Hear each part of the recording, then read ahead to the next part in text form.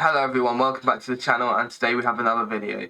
In this video we have the best defense that you can play as black. So after e4, which is one of the most common moves that you play, we have d6 here from black. So the point is, the most common moves to play as white are either e4 or d5, e4 or d4. So the point is, from here, if white plays these moves, there's so many variations that they can play. They can play the Roy Lopez, the Bishop's Opening, the Italian Game, King's Gambit,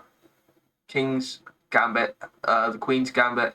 There's so many variations that can be played. But with d6, white has to continue with the Pirc's defense. The point is, after d6, we allow white to develop their center with a move such as d4, and we will counter-attack the center with our minor pieces. So after d4, we will play knight to f6, and the point is, you might be thinking you can just simply attack this knight as your pawn's defended by this pawn and the queen. So after e5, then we'll simply go to capture on e5. So after d captures on e5, d captures on e5, and the point is, we are simply just going to trade the queen. So queen captures on d1, and the point is the king is forced to capture the queen.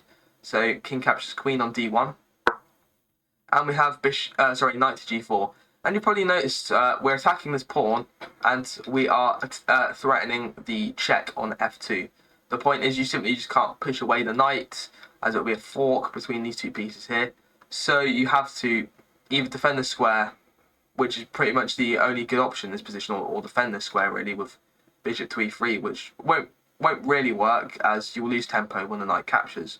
Or the knight will simply just capture this pawn. So moving the king to e1 is the most logical option. And after knight captures on e5, the knight is developed onto all these squares. The bishop can be developed, and we're a pawn up without white having any development really. So going back in the position, if we go from the start again, e4, d6, d4, and we have the knight to f6. The point is, you should not push forwards here. Instead, play knight to c3. Then after c6 first. So this is the second most common line to play. So after g6, we'll go for g6 in other videos. There's more things you could say, such as the fianchetto, the casting on the king side. Then you can start developing your queen side pieces. So this is a very easy variation, but we're going to start with c6. The point to play c6 is it restricts the movement of the knight to these two squares, so that your bishop can easily move across this diagonal. And also the queen can be developed very easily as well. So, and then you're not going to play knight to c6 in this position. You're going to play knight g to d7, and then you're going to play, knight b to d7, and then you're going to play knight to this b6 square. So, from here, if white just develops with knight to f3, then you're going to play a5 with this queen.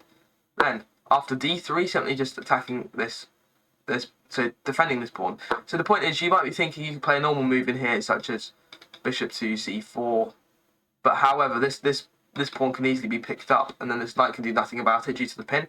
So you have to defend this pawn somehow. So by playing d3 with the bishop is quite logical. So in this position, we have e5 trying to break open the center, and after d captures on e5, d captures on e5, then it's simply a strong position from black, as you can see. So white will eventually castle at some point. They can develop this bishop, and it's a good position with these minor pieces here. However, even though black is lacking in development, their pieces can easily be developed very quickly, such as this bishop to g4. This knight can come out to d7, cause a link with this knight on the f file, and then you can move it to b6 for an example. However, you don't want to block up this diagonal, as this diagonal here is meant for the queen. And whenever the queen is attacked by any discoveries, for an example, on this square here, you want to move your queen to c7 in this position. So you can easily develop this dark square bishop, for an example, and then you just want to castle, then develop the queen side pieces. So in my opinion, this is a very good defensive game to play as black after a move such as e4. So hopefully you've enjoyed this video. Please like and subscribe to the channel, and I'll see you in the next video.